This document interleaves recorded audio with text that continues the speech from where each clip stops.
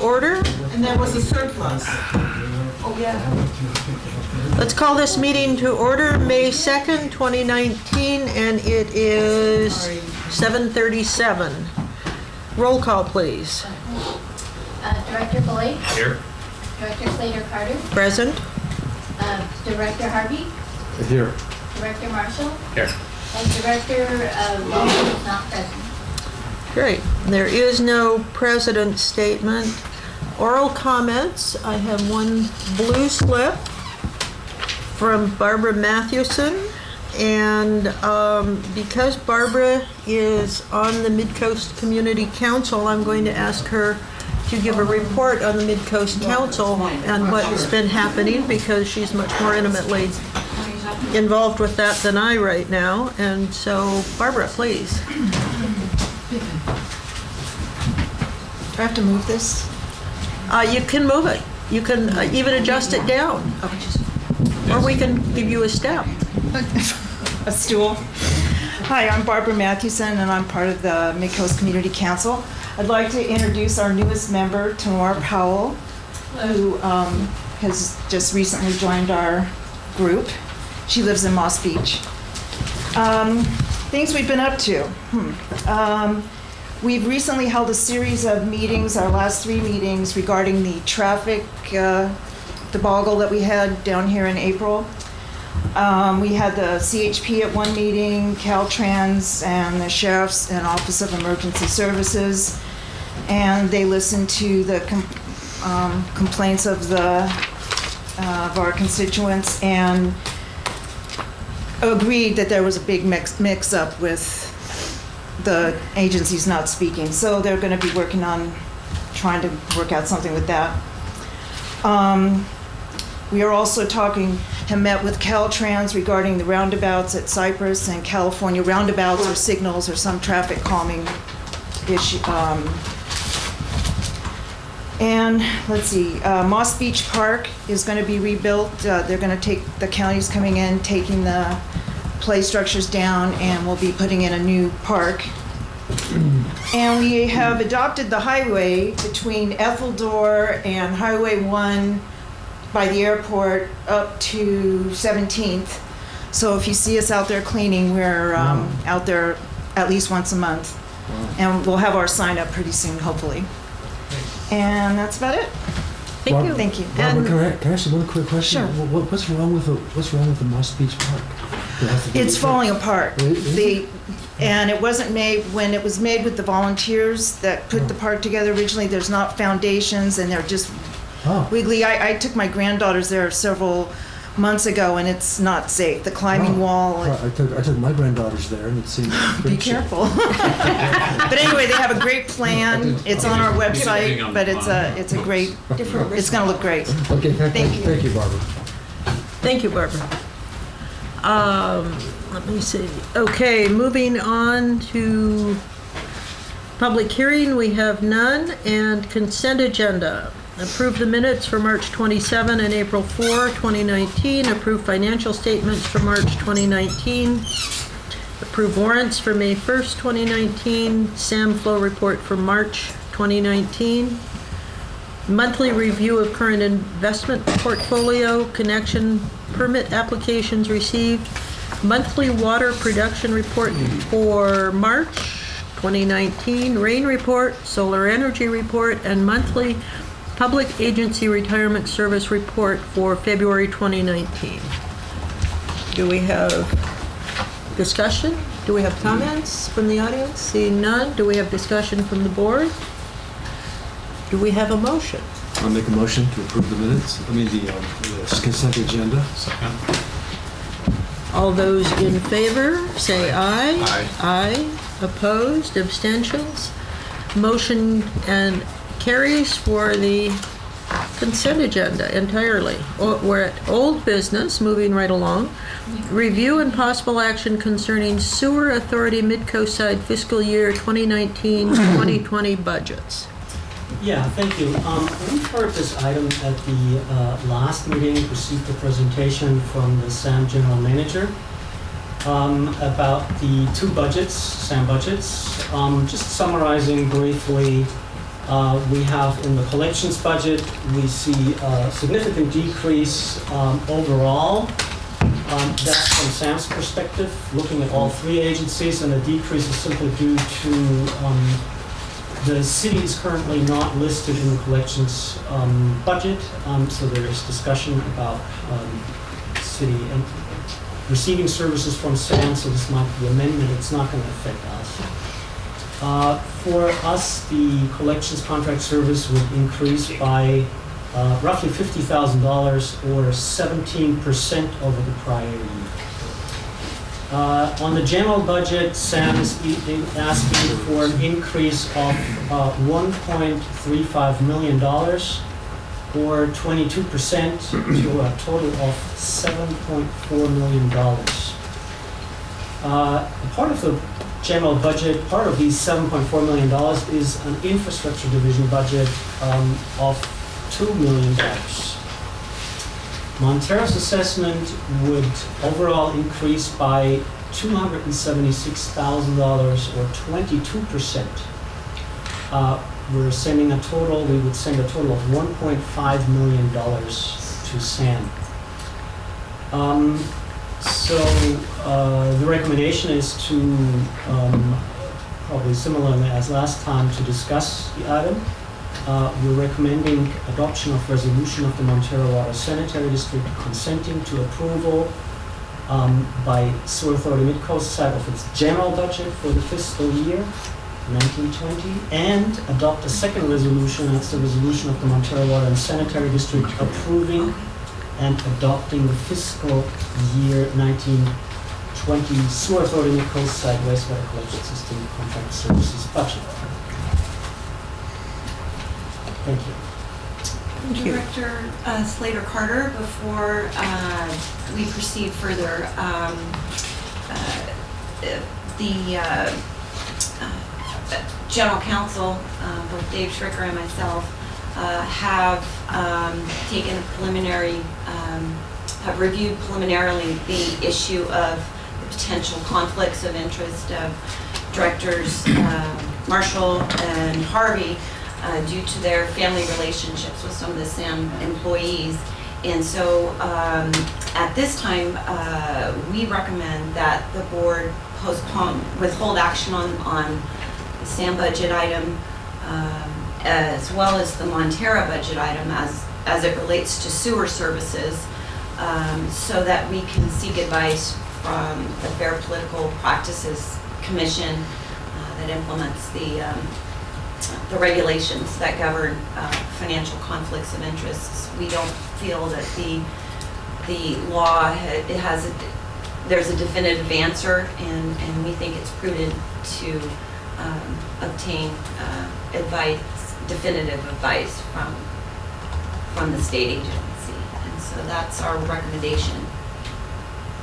I would add, Madam Chair, that neither Director Marshall or Harvey have indicated any desire to avoid the law.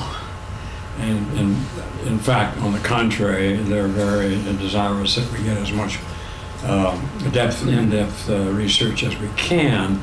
The point being that Director Marshall's wife, of course, is general manager of SAM, and Director Harvey's adult son is an employee of SAM.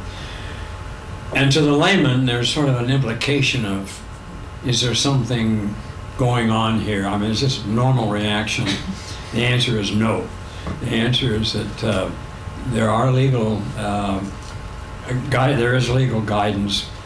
We think both Special Counsel and myself think it would be prudent to request an opinion from the Fair Political Practices Commission, which enforces the state Fair Political Practices Act, simply to get outside clearance and another perspective. I mean, we've done a lot of research, but rather than lay that on you now, I think it would be well to have an outside review by a PPC if we can get it in time. Okay, I think that makes all the sense in the world. Let's schedule a special meeting then for as soon as Rick gets back, so we have 3 votes, So I think. one way or the other, Oh, to pass the budget. to pass or not pass the 3 budget. votes. Yep. Okay. That'll give us a majority or not. Yes. Since this is a timing sensitive issue, I'm concerned that we move expeditiously to get the budget approved. I certainly appreciate the desire to be clear on the law, but the commission isn't known for its rapid turnaround on these opinions. They like to weigh the matter carefully, and in this case, it's not 1 but 2 board members. So I don't know if there's a way to then break up the work so they don't have to wait to give us an opinion until both are addressed. But I would hate to pend our approval of the funding for SAM. We've been through enough ups and downs on timing for SAM budget approval that we need to do what we can to keep that on track. That's right. No, absolutely. We discussed that with the manager beforehand, timing, and we would not be recommending this at this time if we are confident that we will get an opinion in a timely manner. In fact, the commission is required to respond to our request within 21 days. So we felt that was prudent to proceed, that we will have time. And we definitely will submit our request as soon as possible. And I think we've been working on this for quite some time, so we have our facts very clearly laid out, and to make it, Good. easy for them to give us an opinion. In the meantime, Rick will be back sooner than that, and we need to have a special meeting then. So Director Lohman and I are attending the Aqua conference next week. So we're looking at the week starting the 12th. We could simply hold our regular schedule meeting I think we should do. 16. Let's do that. Let's And just that do leaves that. us ample time on the SAM timeline. Yep. Right? I'm sorry? That leaves us ample time on the SAM timeline. Okay, I have 1 speaker slip, and I would suggest that we discuss this item. There's people in the audience who may want to, and the board may want to, before we move on. Bill Huber. Okay, so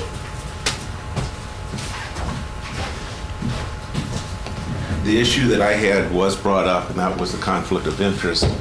But without having a decision made, it seems like that both Director Marshall and Director Harvey cannot participate in this conversation because if they find that they are in fact in a conflict of interest, their participation in any way, shape, or form in this discussion is not would not be proper. Okay. The question I have for you is, since we're only taking comment from the public at this point and discussing questions, as sitting board members, they need to know what the issues are. I'm not sure I'm following. I think we're recommending that this item not be, Not even to be discussed. no, it needs to be postponed. I'm sorry Okay. if I wasn't clear on that. I would like to take the public comment because we have members of the public who've taken the time to join us tonight. Do you want That us was to- my point, yes. Do you want us to leave for the public comment? If they leave, we don't have quorum, What do you want to do? Well, we're and the not, meeting adjourns. Well, in concurring with the manager, or general manager, we're given to understand that it's not absolutely necessary that action be taken or Right, no, discussion be taken. I'm not Yeah. asking for board discussion. Right. I'm not asking for action. Okay. I am encouraging the public, who's had some time to look at this. If they have concerns, they've taken time out from their evening to come down here and to express concerns. I've had discussions with one member of the public who raised a concern a while back about depreciation, for instance, and capital planning. And so I think that those are important points. If he wants to expound on that, those are things that any board member needs to hear about, or every board member. I understand what you're saying. It's unfortunate that that we're making this recommendation at this time, and I understand. Okay, so you're saying no comment from the public? Can I make a direct request? I would like us to hear from the public, and I'm perfectly willing to sit and listen and not have board discussion. Do you see a problem with taking public comment right now? I think the issue is whether that's considered the Political Reform Act precludes participation in a decision in which a public official may be financially.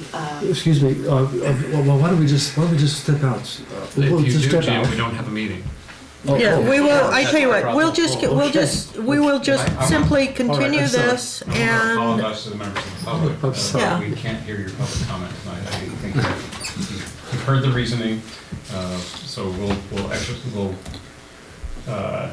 exercise some caution and apologize, but ask that you please do share your feedback with us. You came out, we'd like to hear from you, so. and our cards are out in the front, you can send us email. Cool. Okay, moving on to new business. Review and possible action concerning draft water and sewer budget. Again, we need to, since that's sewer, we need to continue that as well. So we move on to review of Is it- possible action. Let me ask a question. Is it separable to talk about only the Water. water? I think we could probably segregate the sewer and water budgets. Oh, yes. Yes. Yeah. Let's get done what Okay. business we can. Let's amend the item to review and possible action concerning, since we're changing the item, Well, not I'd like, changing that, we just don't have to take up half of it. let me finish. Review and possible action concerning draft water budget. We're dropping sewer. Since we're changing the agenda item, do we need to have a vote on it? I don't think we need to vote on changing the agenda. I'm- item. I think we okay. need to just as you stated. Just water. Just water. Okay, so we're always presenting the budget, a draft budget, to the board. Now, our budget consists of water and sewer, so I'm not quite certain how to separate this out at this time, folks, okay? Great. We have one document to look at, we have one document to refer, We can talk about so, this color page. The blue color. Only the blue. I guess any staff recommendation and staff report isn't applying, so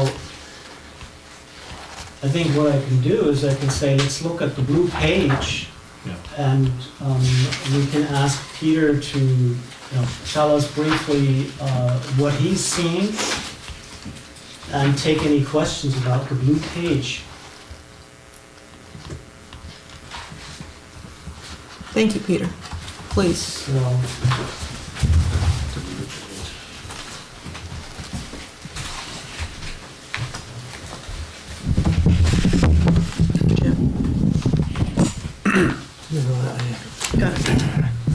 As Clement stated, this is the meeting which we typically present the draft budget of both water and sewer. Discussing, what you're looking at now is really just a phone conversation with Clemens and I, just going over very bird's eye view as far as items that he identified that he knew were on the horizon. The big one being for water, a rate study. The 5-year rate study, which was undertaken in 14-15, is now run dry. This is the last year of the 3% increase and the 10 water connections that were anticipated as far as way back when. The 3 various scenarios of which taken was the 3% increase. So that is one thing that is a larger professional service item. Other than that, once again, the other big item being salaries and benefits, those two, and then once again, the discussion of water rates will have to be tabled. Well, it's tabled for discussion with the finance committee to discuss various variables that are at play. The blue page is the main page. That's the one that you guys see as far as the cash flow overview. Later on in the report are the full scale GL items line by line for the profit and loss statement. Those are all that is presented at this time. Any questions, please? Do we have questions from the audience? I see Greg Villegas. Greg Diegas, Montara. In order to set some context, I went online to look at the history of the financial statements for the district. So I found a number of years of budget data, but I only found 1 year of what I might call a financial statement. I can't even remember the name of it, but it certainly wasn't anything like the audited financial statements at CCWD or SAM. So my question is, where is a multi-year history of the financial actuals? So we have since at least 3 years, we're presenting the. Are you asking for is actuals in the budget itself or the actual audit financial statements? Actual The audit financial statements, I believe those are on the website. It should be. Sorry, just send me an email. Thanks. No, I can, how far back? 3 years? Under rates and finances, There's have audits. there's a page on the website. Okay. Search for MWSD audits. Audits, for audits. Under finance, and then tap audit. Thank you. Audit.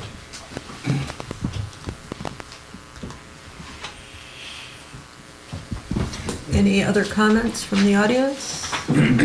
Seeing none, let's close the public hearing and go to the board. Well, I don't think we need to take action on this tonight, given. No, So, but rather than rather keep things more in, moving forward, let's just stick to the board right now. Do we have comments? How are we doing on our connections? You had, in the rate study, you had predicted 10 new connections. We're ahead of that, right? In the current fiscal year, correct. Currently, yes, but there's a lot due to second unit connection, or second unit fees that are involved. Okay, so an increase in that. Yes. And with the new connections, the fees, do they cover a buy-in, this is for the general public, a buy-in to the existing structure as well as fees for any infrastructure that's needed to serve them? Yes. Yes. That's what the rate study is based on. So to get clarity on that, we would look at the rate study that was, And is actually it, the connection fee charge study. and our rate study is online? Connection charge study is online, yes. Okay.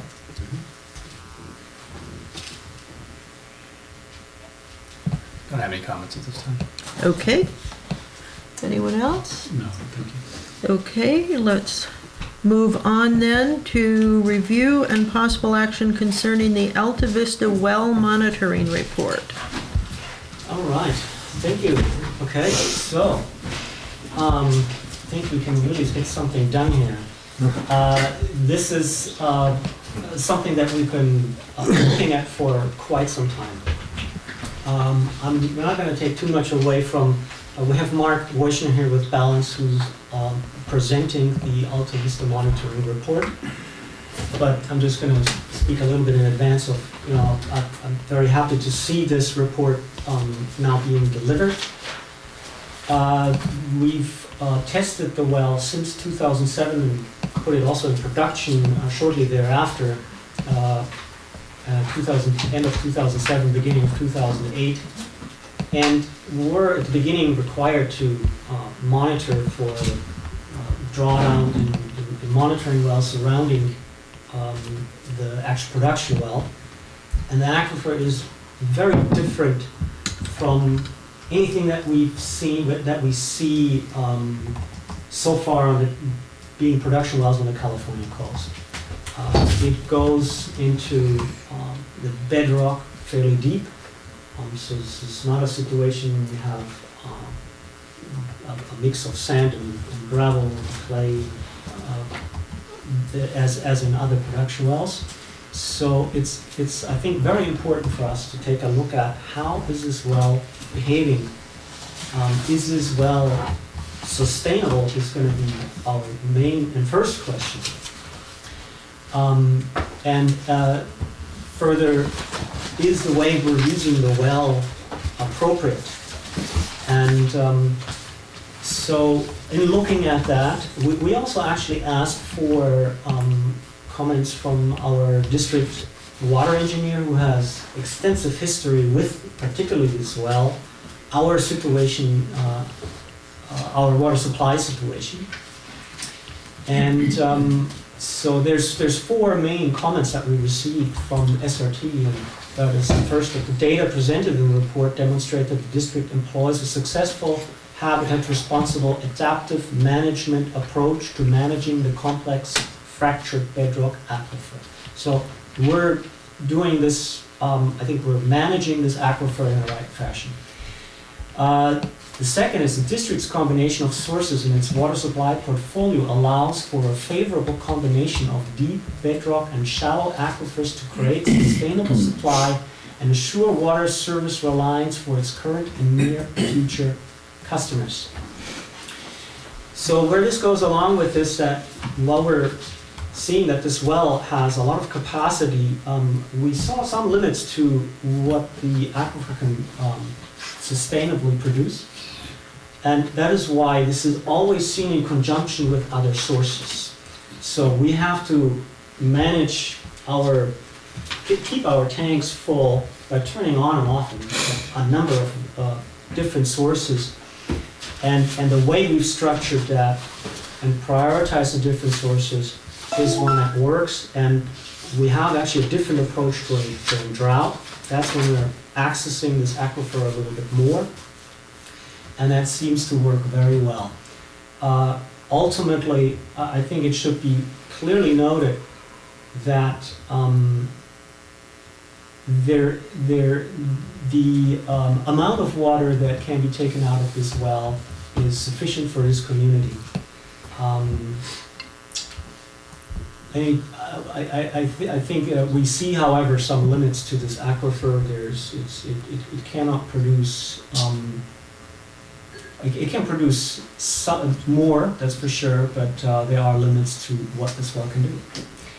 The third point is it is imperative to continue groundwater monitoring program while the district utilizes the Alta Vista well as its supply source. I think can fully echo this. It's very important for us to continue to monitor the well, continue to learn more about what's happening in the aquifer, and continue to ensure that we're using the well and other wells, surrounding wells, in a sustainable fashion.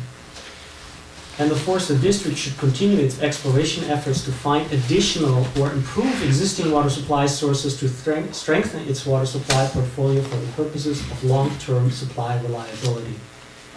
And I think what this means is really that we need more wells that are accessing that very aquifer.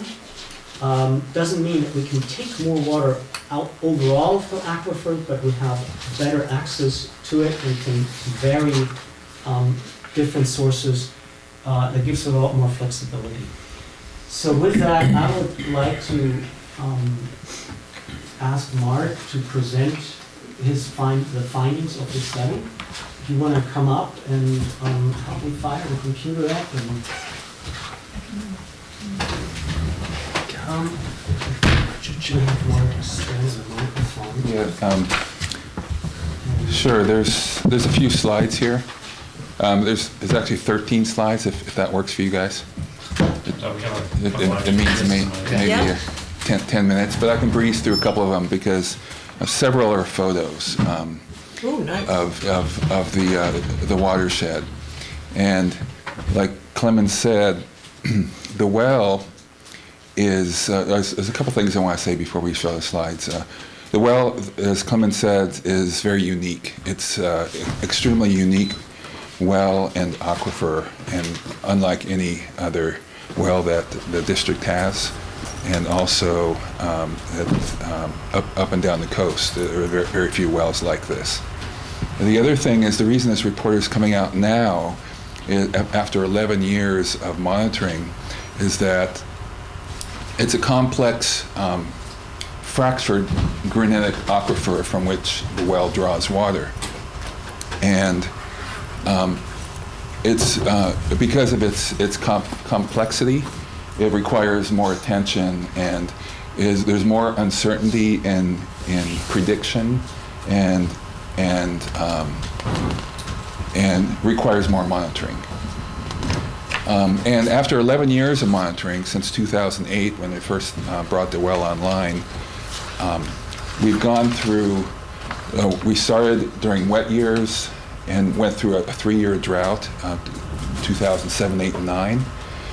2010 and 11 were wet, and then went back into a drought, 4-year drought, 12, 13, 14, and 15. And then 16 was a normal rainfall year. And then 17 was a wet year. So it went through a cycle of wet, through a period of several dry years, back into a wet cycle, and then several dry years, with 2014 being an extreme dry year, one of record.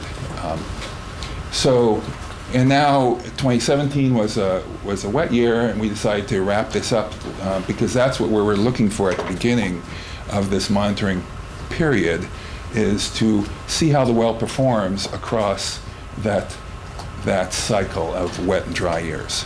And there are the other thing I want to have you all take home is that the monitoring is successful, and it provides a model with which you can use on other bedrock wells that the district has, and future bedrock wells. It provides a model of how to manage a very complex aquifer and a very unique well situation. So the well was drilled in 2004 and brought online in 2008, and now we're in 2019. Go ahead and advance the slide. Try page down.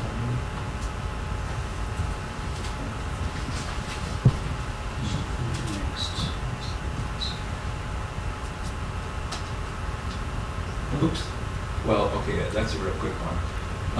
So we've presented findings more recently on this in several conferences. They've been very well received, asked a lot of questions, and it helped us through the monitoring.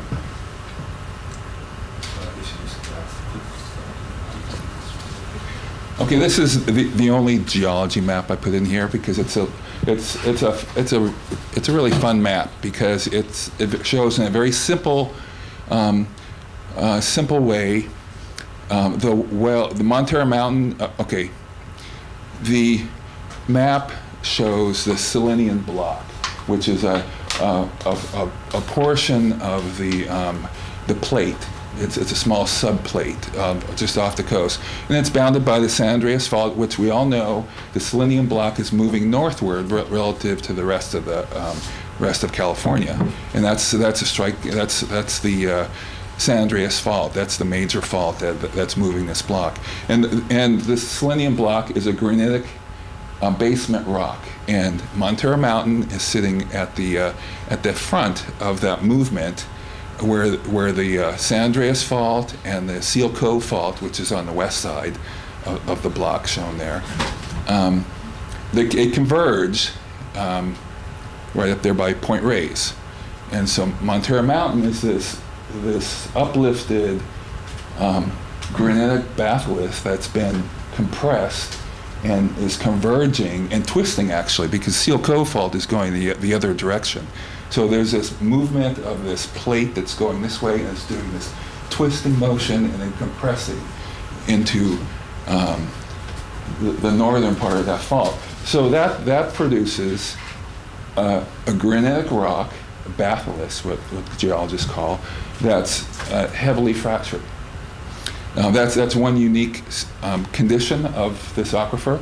The other thing is the Sierra Nevada is also granitic, but the Sierra Nevada has been glaciated. So unlike the Sierra Nevada, Montara Mountain is not glaciated and has deep weathering zone, which allows for more percolation, more recharge to the aquifer. And so those red blocks are where the granite outcrops. Okay, go ahead and advance that. And just a look of the well log. The first 230 feet of the pink section there, that's the weathered granitic. So that's what I was talking about, deeply weathered granite. And it holds water. It allows water to percolate in, sort of like a sponge. And so we drilled through 230 feet of heavily weathered granitic. And in the Sierra Nevada, that would be glaciated. The glaciers would have, wiped that away, and you'd have hard bedrock. So, and then we continued drilling down to almost 800 feet. At 724 feet, we intersected these open joints. They're big fractures, regional fractures. Go ahead and advance it. And this is a close-up of those joints. That's 727. There's a 2-foot open joint. So there's fractures that are open 2 feet, and they extend. They're regional, large yielding fractures. And what supplies water to those joints are a network of smaller fractures that extend up into the mountain and into the weathered zone. So that's why when we initially pumped it, it appeared like the well could produce a lot of water, like hundreds of gallons, 300 gallons. We pumped it for 5 days at 300 gallons a minute. So it looked like a very high yielding well. And that's because there are these large open joints. Whether that's sustainable was the question at the beginning. What is the real long-term sustainability of that?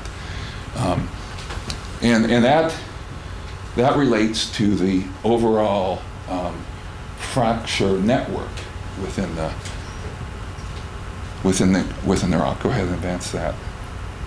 And that's a schematic of how of what I was just talking about. There's weathered granitic on top. So most of the domestic wells in the area draw water from the weathered granitics, which has it's a separate aquifer in a way, and it draws water. And this well draws from a very deep level in these open joints, and everything above that is sealed off from that overlying weathered granite. And way off there on the left to the west, that's the Pacific Ocean.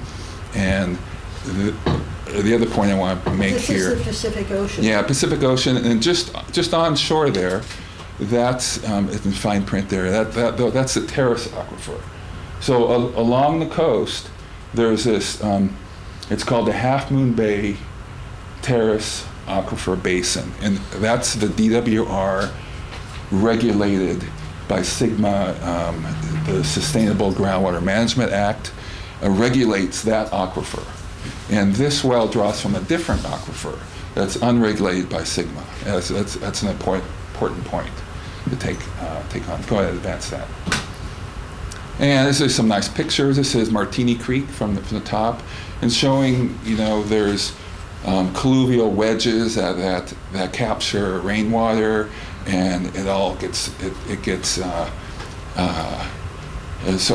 gets transferred down into the alluvium along along Martini Creek and other creeks in the coast, and heading down to the Terrace Aquifer down there. So this kind of shows how it's the recharge capacity, the recharge characteristic of the aquifer. Go ahead and advance that.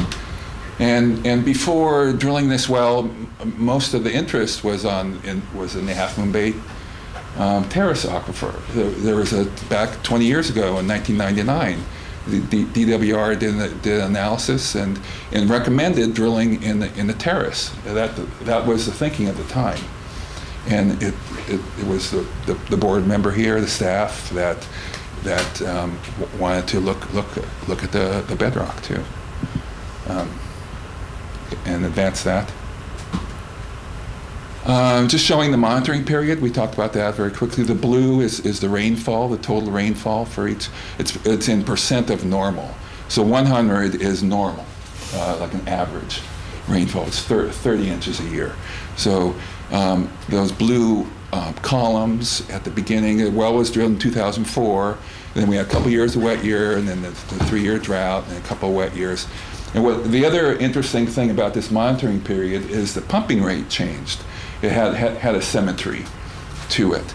The first 5 years it pumped at a lower rate than during the 4-year drought. The 3-year period with the higher orange bars was increased pumping during the drought.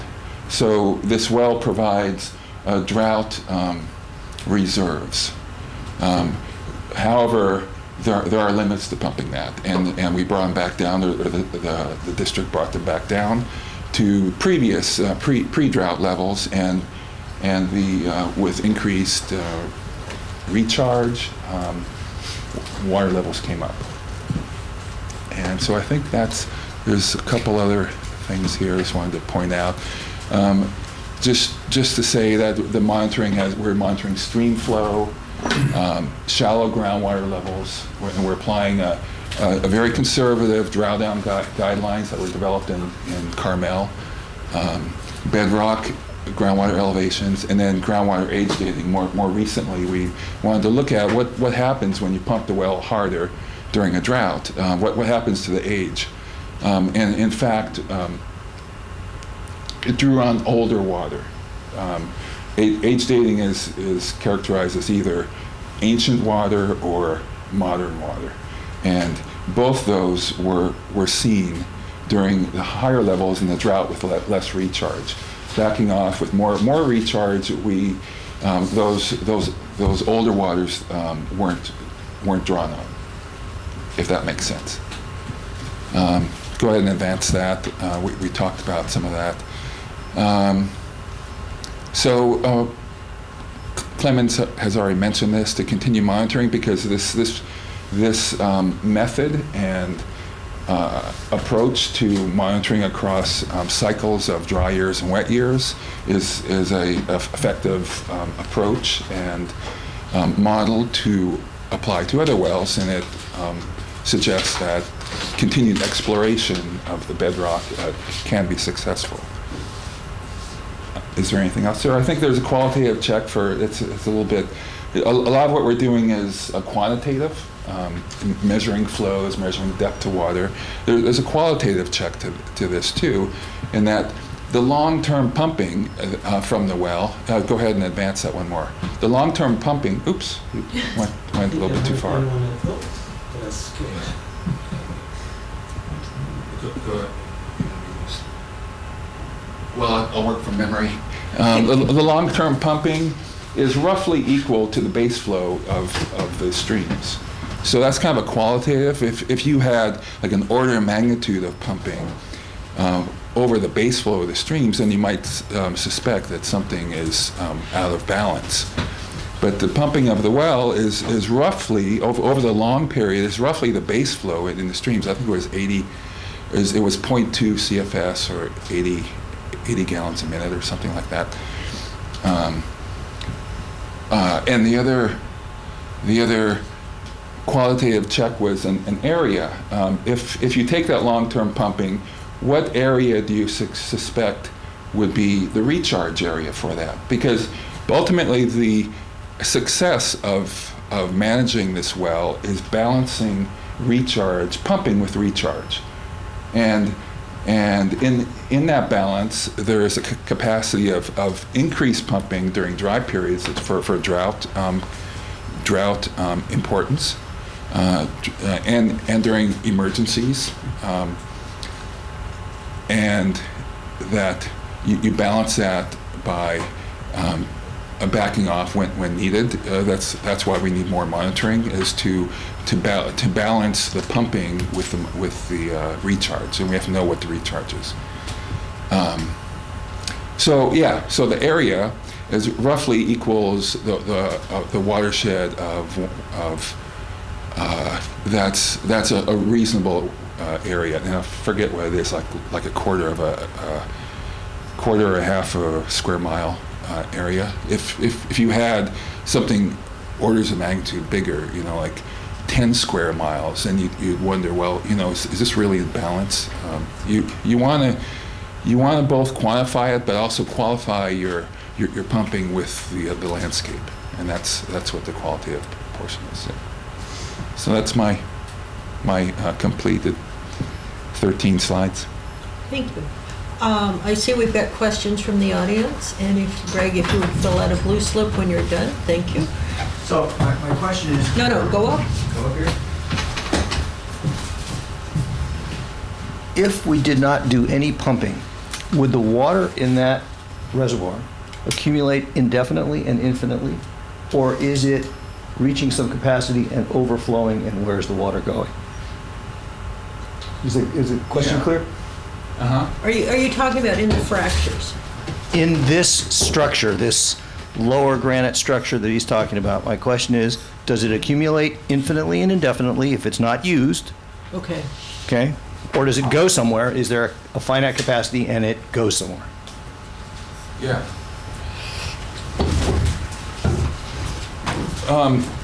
Well, like this, I think that's a question for all aquifers, or like that, unless it's a confined aquifer, which is bound by clay, like out in the Central Valley, the deep confined aquifers. That's different. This aquifer relies on recharge, and what happens is during wet years, there's more recharge. There's longer periods of recharge, and that recharge raises water levels. And there's a real good slide that's in the report figure that we don't. But what happens is water levels rise during wet periods, and naturally rise during wet periods, and then recede during droughts. And when you pump from something like that, in theory, you develop a cone of what's called a cone of depression. You can think of it in a simple way as you're pulling down the groundwater within the area of the well. You're drawing down, and that cone of depression propagates outward.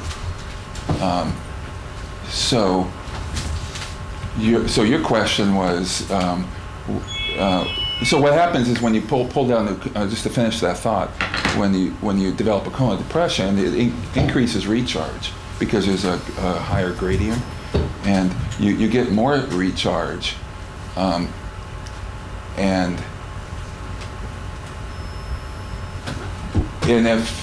you want to balance that. You want to balance that pumping with that recharge. If you overpump it, you could develop what's called overdrafting it, or you would get less stream flow. You would lower groundwater levels closer to the riparian and perhaps stress the riparian. You can even stress the riparian so much that the riparian vegetation can die back, and that's been seen many cases on coastal California and throughout California. And so the point is to balance the recharge with the pumping. That goes back to why we monitor it across this 11-year cycle, and not assume that you could pump the well at 300 gallons a minute indefinitely, because there are limits, like you. Does that, it's kind of long-winded, but it is a bit complicated. It's good insight, but If you didn't pump it at all, the water levels would rise during wet periods, and they'd come back down, and they drain out through springs and streams and base flow. Okay. So that's a natural draining of the aquifer. Okay. And that's why Martini Creek and all the other creeks in the area run all summer long when there's no rain, because it's draining the fracture, and it's also, there's also perched water in the weathered zone. So what's unique about this mountain is there's a heavily weathered zone. It's not, the creeks aren't flashy, what's called flashy creeks. During storms, they don't run up quickly, they don't drop quickly, they rise. There's a lot of recharge, it rises slowly and then drops slowly. It sustains, and it sustains all summer long. So that goes back to the qualitative check. You want to pump it at a level that's similar to what you see in nature, in base flows. And Mark, there are a number of springs in Montara and Moss Beach, which are somewhat riparian. They're sometimes here and sometimes not. And you can tell when you see, one way to look at them is patches of willows that need more water. And so there's no running water for them, but the willows are just there, and it's like there's little holes into the flowing water. So during the extreme drought of 2014, I paid attention to the riparian when I was out there, and I didn't see wilting or discoloring like you would with your tomato plants when you forget to water them and they're sitting in the sun all afternoon. There wasn't that condition. But the streams, the cumulative effect of the drought and pumping and other land uses upstream, dog parks and agricultural, the cumulative effect of all that produces less stream flow, and that's why we're monitoring stream flow. Do we have any, Sergio? Yes. Thank you. I can stand here and speak loudly. And if you would, when you're done, fill out a blue slip for the minutes. Montara Creek is a really interesting creek because it has springs really at high elevation on Montara Mountain. Does it ever happen that if you overpump Alta Vista well, that you see any changes in the flow in Montara Creek? Is it susceptible to that? Because it could be connected aquifers that feed the well and that. So are they connected? What can you comment? Yeah, it's just to say it's very complex. It's a fracture system. It's not like a alluvial basin, so it's very complicated, and that's why it needs more monitoring. What the oldest water source that the district has is a diversion up on Montara Creek, which is one of these high elevation springs, and we did not see effect of pumping the Alta Vista well on that diversion. We were monitoring that. The district has been monitoring that for ages, for decades. And that diversion is well over 100 years old. Yes, it's pre-1914 water rights, and there's springs on Martini Creek. In Martini Creek, we monitor that as well as more of a control because it's far enough north. The well is on the divide of Montara Creek, that North Fork of Montara Creek, and Daffodil Canyon. It's sitting on that divide. So the most likely impacts would be to either Daffodil Canyon or Montara Creek, and that's where we concentrated our monitoring. And then high in Montara Creek is that spring you're talking about. We was monitoring that. We didn't see effects to that spring. We didn't see effects to Martini Creek. The only effects was during the during drought, multi-year droughts. The only significant, I'd call it significant or obvious effects, were during multi-year droughts when there was significantly less recharge, and the cumulative effect of pumping the well, the Alta Vista well, and also other land uses on Montara Creek. So Montara Creek was quite dry during 2014. But I might say that all those shallow aquifers recovered. Oh, that was one thing we didn't highlight there. But the shallow aquifer, the weathered granitics and the alluvium and the colluvial wedges, they respond independently of the deep fracture system. However, they are connected because that's where the recharge comes from. There's this sort of perched, weathered rhine on the batholiths, and that captures a lot of water within those colluvial wedges. It percolates down. Some of it flows and some of it drains off, but a lot of it percolates in, and it perches on the non-weathered granite, which is fractured and works its way into the fractures, small fractures, and eventually there's this network of small fractures that get bigger and develop that link to this regional joint from which the well draws water. Sorry, I kind of went off a line there, but what the point is that there's a lot of recharge in this upper zone. I think that was the point. Is that? Oh yeah, we're over here now. But I'm looking at you. Yeah. So it's. But Montara Creek itself. So these alluvial corridors, like Martini Creek, Daffodil Canyon. There's a couple pictures there. You go to the thank you picture, the last one. Maybe you just double click one of those pictures and it'll show up. Anyway, they're called shoestring aquifers. They're alluvial. They're decomposed granite, and they're very permeable. There's Martini Creek, and you can see, it's filled with decomposed granite, which has a lot of pore space, and it holds water. And that was the thinking at the time, is to draw water, and a lot of wells do draw water from that. The district has wells that draw water not from Martini, but from shoestring aquifers. So what I was going to with that is those can be quite deep. It could be 40 to 80 feet deep.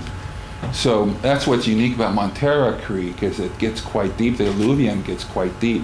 So some of this during the late dry season, during extreme droughts, that surface water goes underground. It's intermittent.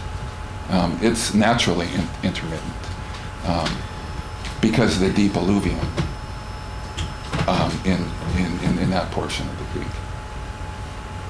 Okay, seeing no Any more. other? Is that good?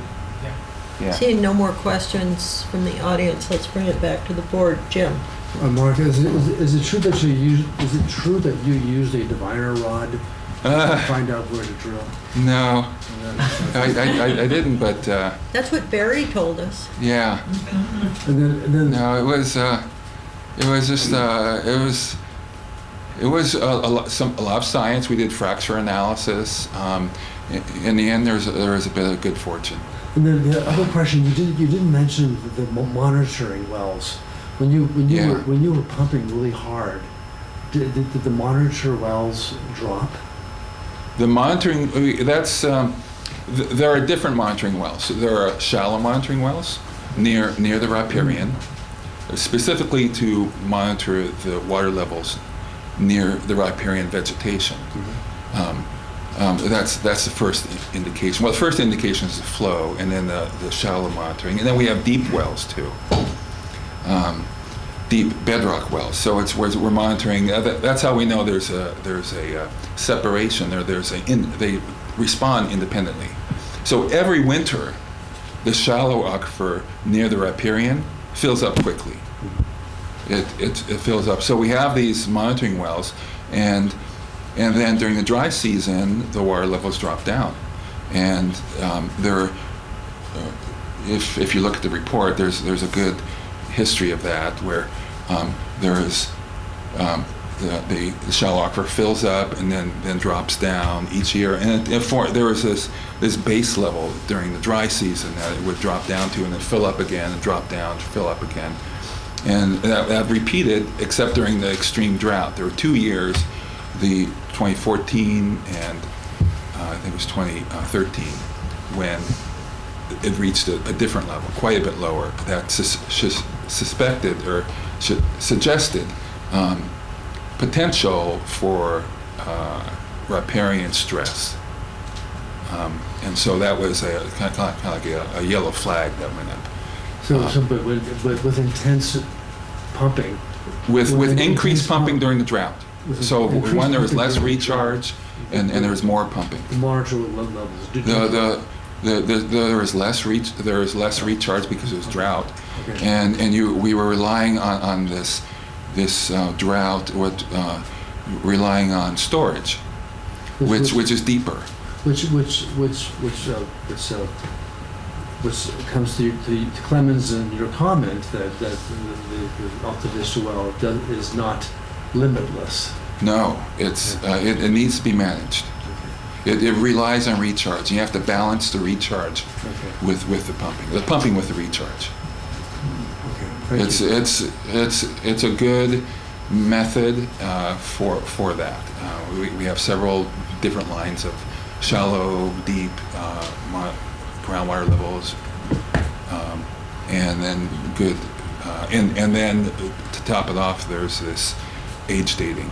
Okay, thank you. Yeah. Do we have any other questions from the board? Just one Eric? question. Yeah. On those drought years, then the following, was it one season where you guys saw recharge, or did it take multiple seasons for the recharge to happen? One wet year. One wet year. It comes, well, the shallow aquifer recovers every year. Yeah. And Deeper one. if you're really keen, I can pull up that chart. Yeah. And You could discuss that. yeah, we can do it afterwards.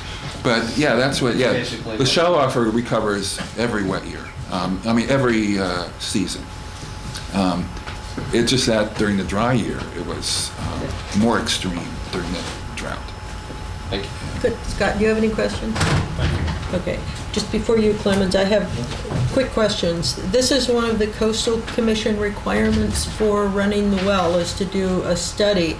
And is it part of the Public Works Plan requirement? And will the pumping limit need to be amended? Clemens probably can. Let me answer that. So the requirement for monitoring was for a certain amount of years. Okay? For three-year monitoring program. After that, we went to the board and asked for authorization to continue the monitoring Okay. program. So this is Montara Water and Sanitary District doing This is doing just this on us. our own. This is just us. Okay. So it has nothing to do with the Public Works Plan, the permitting process. This is us making sure that what we're doing here is safe. Good. And I just have one comment that I just want to add to this that's somewhat unrelated, but I think it's important to mention it here. And that is, we've been talking about sampling the well, age dating, and so on. But we sample this well, as it's a production well, on regular basis, for some parameters on a daily basis, others monthly, quarterly, annually, etc. The water quality is pristine. So I'm going to go out on a limb and say this is the best water quality on the peninsula. Mark, it's still there good is- for making beer with?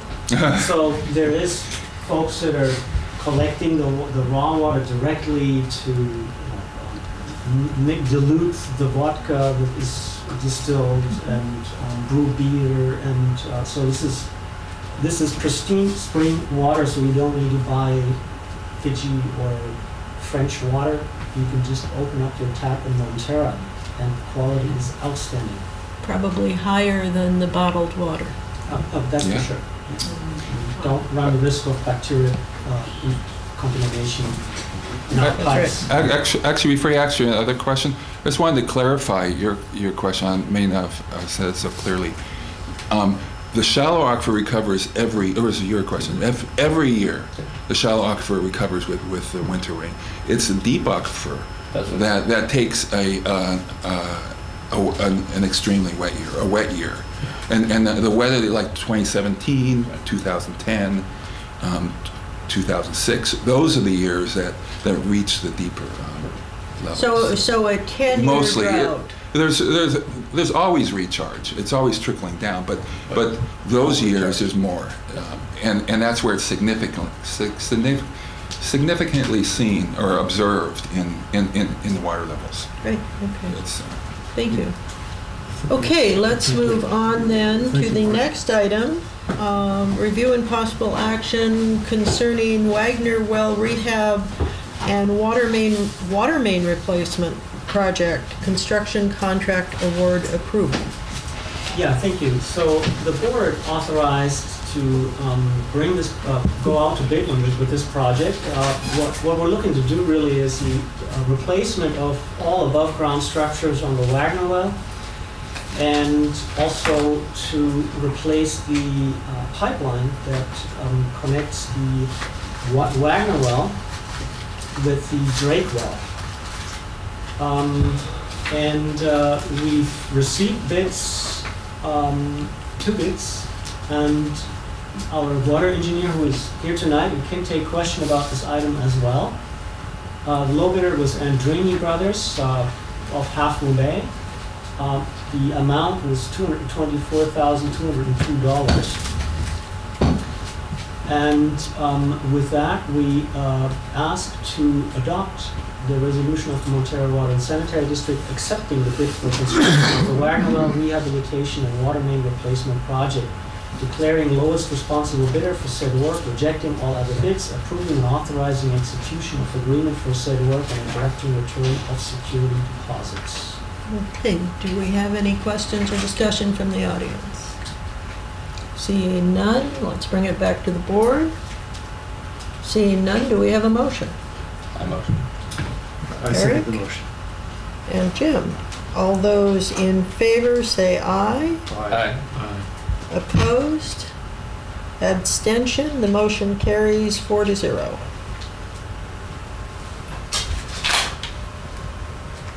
Okay, this one is review and possible action concerning approval of purchase order for 2018 Chevrolet Colorado truck.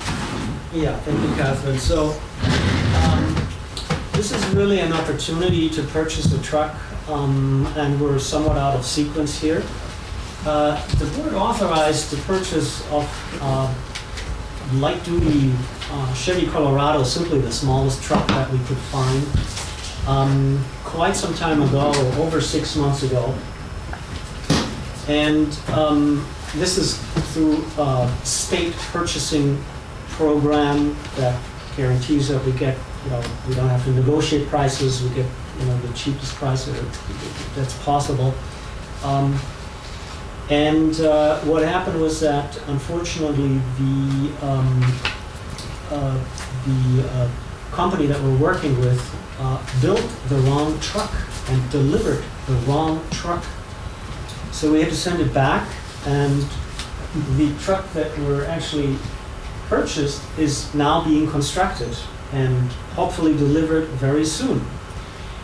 And now the truck that was erroneously delivered to the district is sitting somewhere in Elk Grove, and the fleet manager there is offering us that price to a hefty discount. And so instead of $37,205, $33,500. So it's this is now a utility bed truck. So this is one that we would have asked for this coming fiscal year.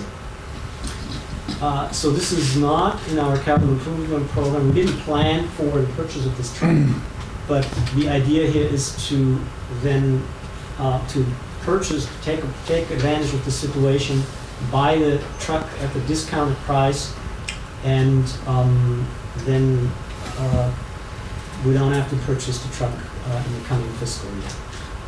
So the recommendation is to authorize the manager to issue the attached purchase order to Coalinga Motors in the amount of $33,500. So you're recommending that we get the wrong truck, which will be the right truck next year, correct? Yeah, we would have ordered a very similar truck next year. Okay. And so it's kind of an opportunity for us to do this right now. And this price of $26,218, does that include tax and license? 26? No, that's for the other truck. It's 30. That's 33. $33,500. I'm sorry. That includes everything. Yeah, I'm sorry. The 33,500. That includes tax and license. Yes. It's everything. Okay. Yeah. Okay, do we have any more questions from the board? From the audience? So is this in addition to the light-duty truck? Yes. So there was one truck authorized, and we already purchased that truck. It hasn't been delivered yet, and we're now looking to purchase a second truck this year. So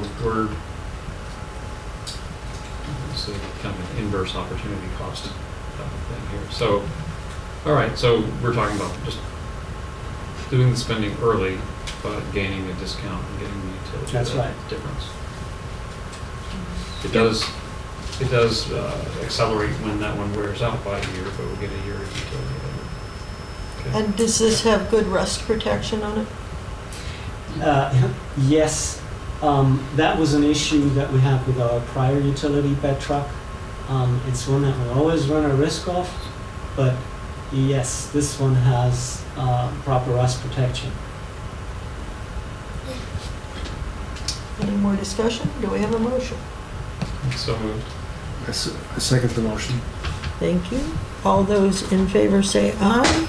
Aye. Opposed? Abstentions? Motion carries 4-0. Moving right along to now. Okay, review and possible action concerning change of regular scheduled meeting time to 7 p.m.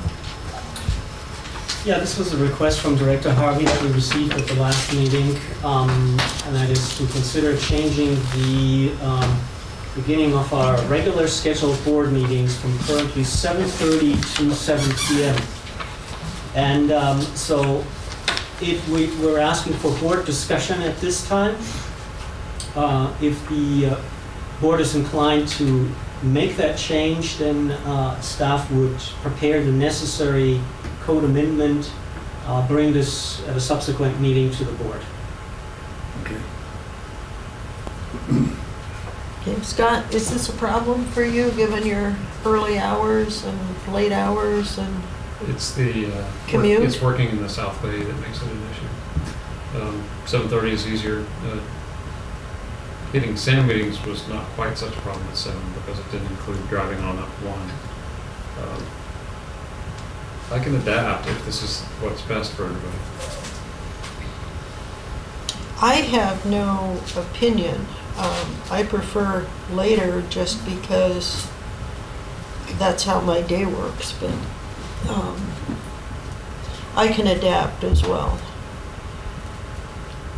I think the one thing I might mention is that for members of the community who do commute a little bit later is probably a little bit better. It might give them a chance to have dinner at home with their families. And again, it's not very often, but a little bit of both on that. I'm indifferent myself. I mean, I do agree with the commutes. Makes it a little bit easier at 7:30, but I mean, it's really up. Rick is the one that it affects the most. Yeah, Rick expressed an interest in this, strong interest in this. I also echoed that, but if Rick and I are retired, so if the workers... What's that like? Yeah, exactly. Help us out. Being retired means less time. Yes. You'll find out. You know, I don't know, should we wait till Rick comes back, or should we go ahead? If the three of you like 7:30, I'd like to have, maybe can we postpone it? Sure. One more time? Yeah, I'll just mention postpone that Yeah. getting here at 7:30 has always been considerably less stressful than getting to Sam at 7. Okay. Okay, but that's fine, Scott. But let's just go ahead and wait and talk to Rick. Yes, let's at least let Rick give I mean, his. Well, we do it. Okay. I'm flexible as well. Yeah, I'm flexible too, but let's give Rick a chance. That's okay, Okay. Catherine? Okay, let's move on then, continue this item and move on to item 6, review and possible action concerning weekly managers' reports. Yes, so this was a request from Director Slater Carter to consider to send weekly managers' reports to the board. Thank you. We have one speaker, Bill Huber.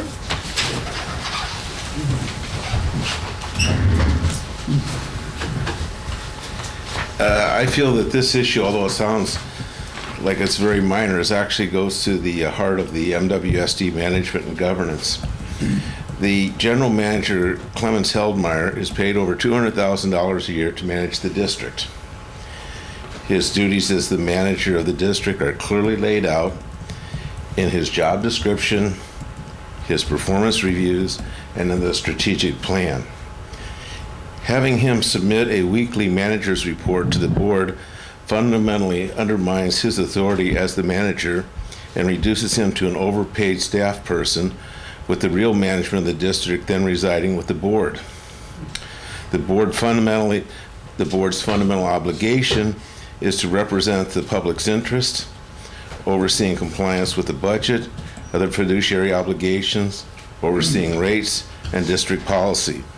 It is not to manage the district. This is an example of micromanagement at its worst. It reflects a lack of confidence in the general manager to manage, and is simply a waste of valuable district time and resources. It also distracts directors from their fundamental obligation to set policy and take care of their fiduciary responsibilities. Thank you. Thank you. Any more comments from the audience? Bill, I've got this, never mind. Any other comments from the audience? Seeing none, let's bring it back to the board. Any comments? I will say that the reason I asked for this is because our second meeting is routinely canceled. And for quite a few years, I didn't quite know what was going on in the district, and when the public would ask me, I'd have to say, I don't know. I think the responsibility of the board to stay informed on what's going on, so that we can respond to the public. And in fact, there's many things going on in this district and at the managerial level, and with the meetings at least a month apart, it's important for the board members to know what's going on. And the board members need consistent information between the board, among all the board members, as opposed to, in some cases, we have seen one board member got some information and another board member did not get the same information. And that's not good.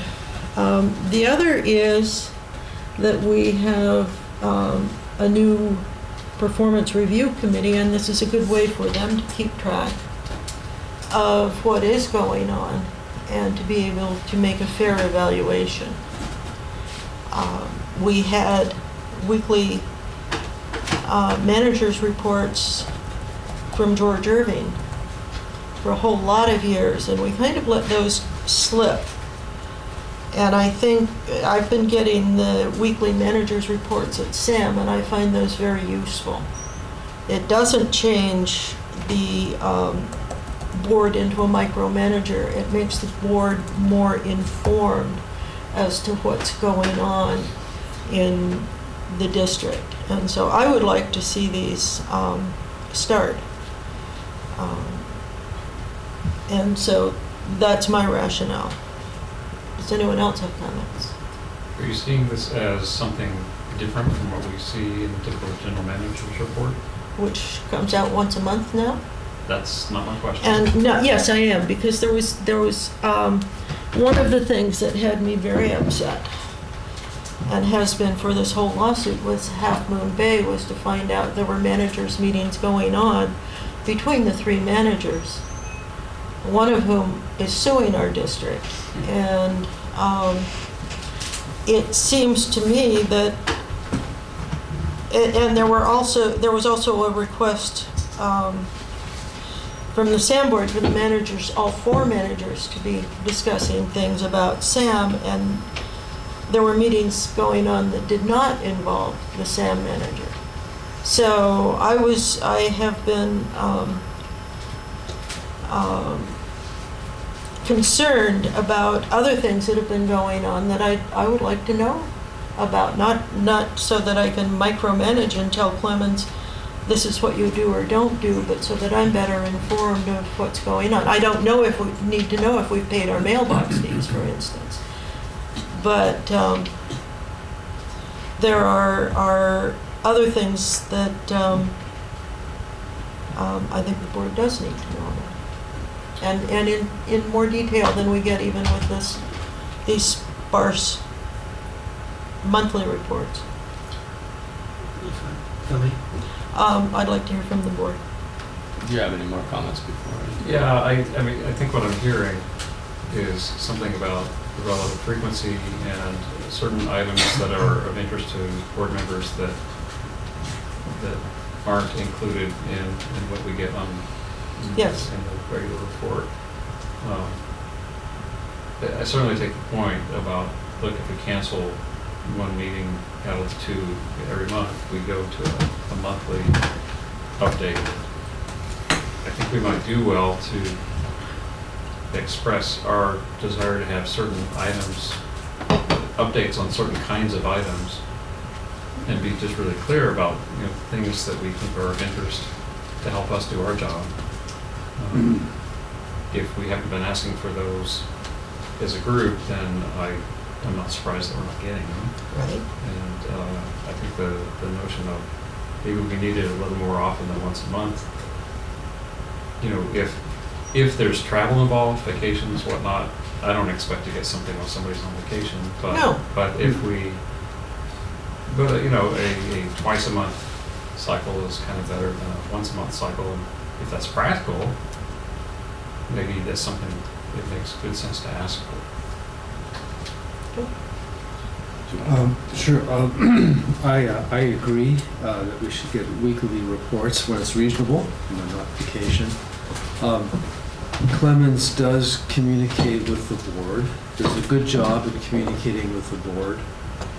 But I think that, you know, with the lawsuit, changes in the lawsuit, continual changes. Sometimes they come in spurts, and the board is being recused aside. The board is not, you know, we just don't have a chance to keep up with what's going on. Some other issues that are happening now that we don't have a chance to keep up. I think it'd be great to have a weekly report. So I agree that it would be a good thing. I don't understand how it's micromanaging Clemens' time, just getting a report. We're not telling him what to do, we're just getting reports. I don't understand that argument. So I'm for it. Eric? Yeah, the way I look at it is, again, I agree, it's not micromanagement, it's simple transparency, period, just transparency. Would like to see continuity. If you look at it from those two perspectives, I'm sure as a board and with Clemens on the side, we can come up with what those topics could be that would satisfy both sides. But I don't think it's any different than my job, probably Scott's either. We meet with our bosses at times, periodically, probably more than most realize. And I think it falls into the same category. We're not looking to, in my mind, I'm not looking for every detail. I'm just looking at a high level transparency that keeps us informed consistently across the whole board. which makes it much easier for us to make decisions and also state opinions when we have everybody on the same page. I want to add, because I just forgot to say, I felt in general very well informed, and I really appreciated some of the phone calls where it's just far easier to say, if he's got the time to make the calls, I like the calls because it gives us a chance to discuss, explore, something to brainstorm. I mean, it's been a very productive and positive interaction. I know that Clemens has taken the time to do that with a whole lot of board members over the years. And I think it's been kind of a hallmark of stimulating a really good level of interaction. I think if there are things that we want to be sure to be informed of, I know that as certain things come up, Clemens emails us about interesting things, right? There's an article in the paper, or we heard from a regulator, or whatever, something timely. I feel like we get good notification on that, but may have taken for granted that we were aligned on some of the things that were, like, oh hey, there was this thing that I would have wanted to hear about. If we're not communicating that, that's on us, I think. Yeah, I guess maybe to give my perspective, I'm new to the board. I don't have the many years that most of you do here in Montara or on the board itself. And so that's how I look at it. This gives me a little more continuity, and maybe over time, as I get the experience that comes with it, then it becomes less of an issue.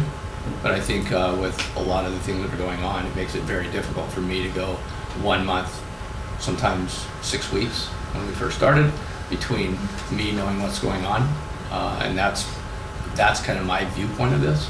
I don't think it's asking too much more. I do appreciate Clemens giving me a call and giving me that feedback, but we've had one. Part of that has been my fault, not because of his availability. And this is just another form of that communication. And in turn, I think it can be very productive and not overly cumbersome to have a discussion, whether it be closed session or to agree upon those topics. Jim? Well, Scott, in response to your point about the phone calls, I really appreciate the phone calls too. Clemens does a good job in informing the board. Trouble is that there are 5 board members, and Clemens, and it takes time for Clemens to make those phone calls. And it's not his fault, he's human, but he can't always get all the board members, or he may forget to get a board member, or a board member might not be available. I think that the personal touch of phone calls is great. It's not practical. Despite his best efforts, it doesn't always work. So I think the weekly report. I don't want to have the weekly report and no phone calls when phone calls are needed to be given to a committee. To two committee members. I would expect Clemens to make those phone calls, but I think that the whole board getting a weekly report would be a crucial adjunct. Okay. Clemens, you had a comment? Yes. So we start out by saying that I definitely respect the authority of this board. I've received this request directly from Catherine and declined. And the reason is because I do this job since 11 years, 12 years, and I spend everyday hours communicating with the board. I have my work style that I think has proven to be very successful in communicating with board members. And the preparation of a staff report, a weekly manager's report, as Catherine clearly said, goes back to trust issues between the board and the manager. The meetings with the SAM managers that excluded the SAM manager were directly authorized by this board. every single one of them. So I reported from every single meeting to this board. If there is a trust issue, then we need to address that in a different format than shoving this down my throat. This is not my working style. You guys want to change my working style?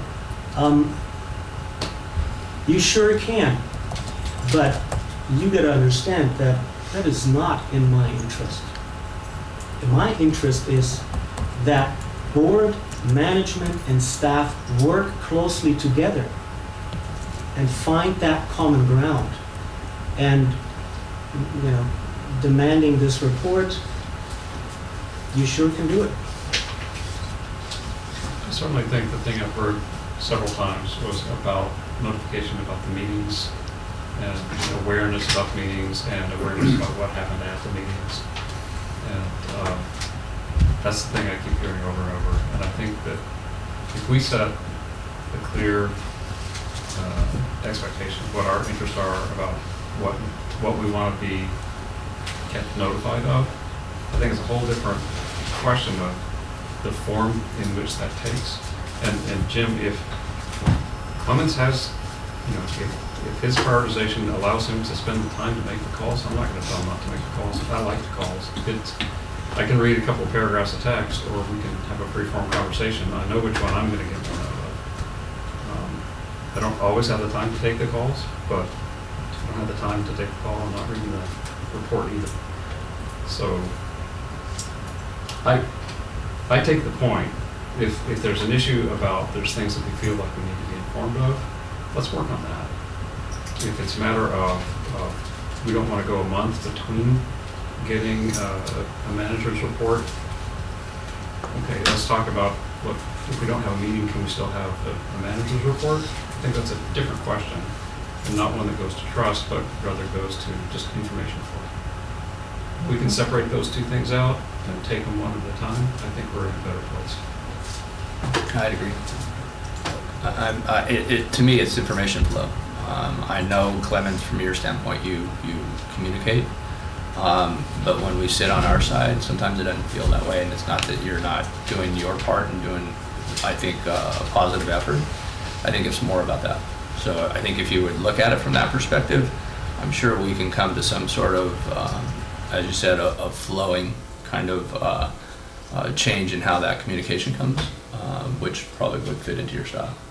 Yeah, and it's not a question of trust.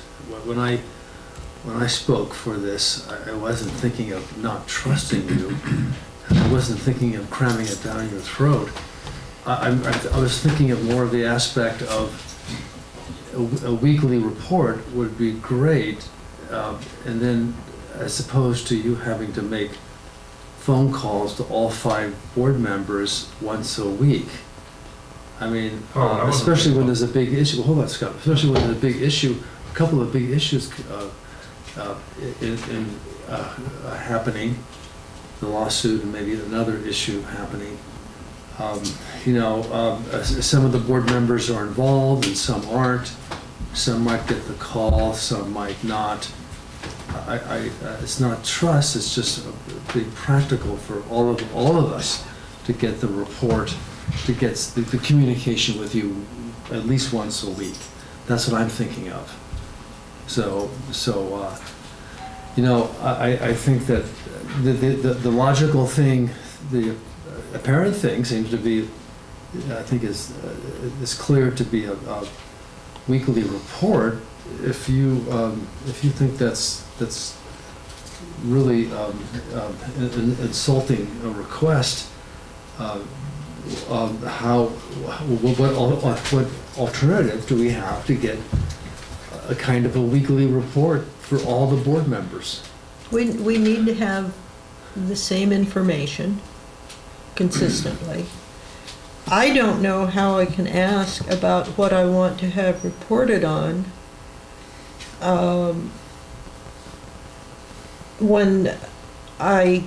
because looking forward, I'm not sure what's going to be happening, but for instance, when you give your general manager's report, I have some questions. Meetings with who? And on 321, you announced a job opening. Have we had any applications? Have we had interviews? Have we had any contact with the applicants? You can These read are that- things. You can read that in the past 2 managers' reports. It's not in this one. I would like to respond to Jim. Jim, I'm not objecting to a weekly manager's report. I'm objecting to the reasons for the weekly manager's report that were brought to me. And those are that the board wants to know and ultimately control who, with which other staff person I meet. There's a request that this includes reporting any meeting with staff from other agencies. I think that is the definition of micromanagement. That is my opinion. Again, we've just heard it. It goes back to the fact that there apparently were meetings, or there's impression that there were meetings between staff members that I didn't report to the board. And that those involved closed session topics. I can assure you that that is not the case. All meetings with staff were authorized by this board, or simply standard managers meetings. I need to have the capability of meeting with city manager of Daly City, Pacifica, Half Moon Bay, general manager of North Coast County Water District, Cossack County Water District, and have discussions freely. And I don't think that that is going to be the case if I have to report those, and if the report is asked under those certain conditions. So there is a trust issue that is the reason for the request. And that is what I'm objecting to, and I think we have to find other ways to resolve this. So Clemens, you're saying that, let me get this straight, I'm a little confused here. You're saying that, We announced a job opening. you're saying that, that if you choose to have a meeting with another staff member or another manager, are you saying that you shouldn't have to necessarily report that meeting to us, to the board? Correct? I'm a little confused about that. Why would you have a meeting with another staff member on another board, or another staff member in another district, and not report it to this board? Would there be a reason why you wouldn't do that? No, there's not necessarily a reason, but the requirement to report is something that I would have to disclose to everybody that I meet with. And that might change their perspective. I guess, I mean, at some level, it takes on the sense of board intelligence contact reports for government employees, and it's like, you know, I don't think we're interested in that kind of thing. I think what we're interested in is, to the best we can, understanding that meetings happened, you know, that significant meetings happened, and you know, so like for I think the easy ones would be like regularly scheduled manager, you know, agency manager monthly get-togethers or something. But I take your point that if you see a situation emerging and you think the best thing to do is call somebody and then get together and have a cup of coffee and see if you can't iron things out before it becomes a situation. I take your point on that. I mean, and if you were going to put something in the record with us, you'd owe them the courtesy of letting them know, hey, we may have this informal coffee, but there's going to be a public record. I take that point. I would treat that in many ways like draft reports. They have draft on them for a reason, so the agency can conduct its business and sort things out. I get that. Look, it goes back to that. What I've heard from the majority on the board is that my communication is good. For me personally, there's a lot of focus on communicating with the board. Again, the reasons why this request is made is what I'm disagreeing with. And if I have to sit down and prepare a weekly staff report, well, I might not have the time to call, and I tell you, if I am forced to switch my communication style, I think communication would decrease significantly. I think that's an attitude, not a. Oh, no, I mean, right. I Well, mean, it is an I'm attitude. thinking the because- attitude is on the board side. Well, That's it what could I'm be. saying. Well, it could be, and I want to address what I mean by that. Look, putting a staff meeting, we're not asking for huge detail. It could be as simple as we met with it and then we discussed that. Hey, Received specific request about Well, I think meetings. We need to separate what a director has requested versus from the conversation we're having right now. That's right. And the conversation we're having right now it's not being, I mean, I think I'm being pretty clear about what's motivating the things I'm saying, because I'm just telling you what I'm thinking. Right. Eric wants a steady stream of information to help him, get up to as good a speed as he can, as quickly as he can, because he likes the information flow. I think I'll just say from personal experience, if I have to prepare a weekly status for my boss, and I get the opportunity instead to have a one-on-one with him, I'm taking the one-on-one every time. I think the difference is there's 5 here versus one. I got that, and I think Been juggling that for 12 years. I gotta say, we get to have extended conversations about some of the more sensitive issues when we meet, especially the closed session issues, where we do take the time and we all get that same information. Mhm. The episodic things of here's something interesting, we almost always get an email about it. And I often get emails from Clemens before I get them from other people who also try to, keep us apprised.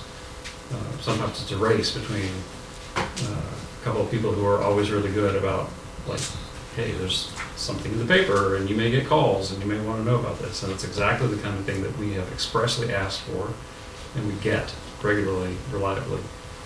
So I think on the subject of who have been, what have been the meetings of note in the context of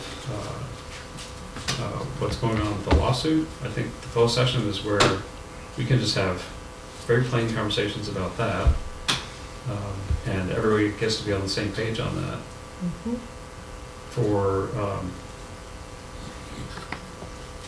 I would like to know if there's like any kind of regularly scheduled meetings, and I find this has been really helpful, like back when we were doing the joint safety training meetings. I really appreciated knowing about that. I managed to find many occasions where conversations with constituents, that was a really useful piece of information to have. I mourn the loss of that joint effort. But I don't think I need.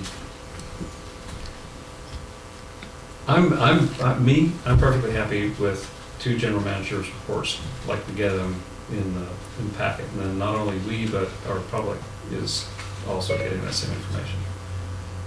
Yeah, I think to me, it's either we have consistent meetings every 2 weeks, or we supplement that with, additional reports. I mean, it comes down to, that's all information flow. It all falls into the same category, and I think it all means the same thing. No, let me say, Clemens, let me just back up a minute. You said that if you have these phone calls with other staff members, you shouldn't have to, report them or tell these people that you have to report. Well, it's not. You could exclude those in your weekly report. You don't have to report those meetings to us. You could just give us a general report for that week. And Scott, in response to what you said, so he does. He's kind of doing weekly emails sometimes. well, why can't that weekly email be extended to a staff, to a report, to what Clemens feels is important for us to know? You can exclude, we're not micromanaging you, we're not telling you to inform us of what your coffees are with other staff. You don't have to include those, but you can give us some kind of a report instead of, in addition to the phone calls you make for specific issues, an extended email, Scott, a report that doesn't include every coffee with other staff members. I mean, there's something, there's some compromise here. It's a reasonable thing.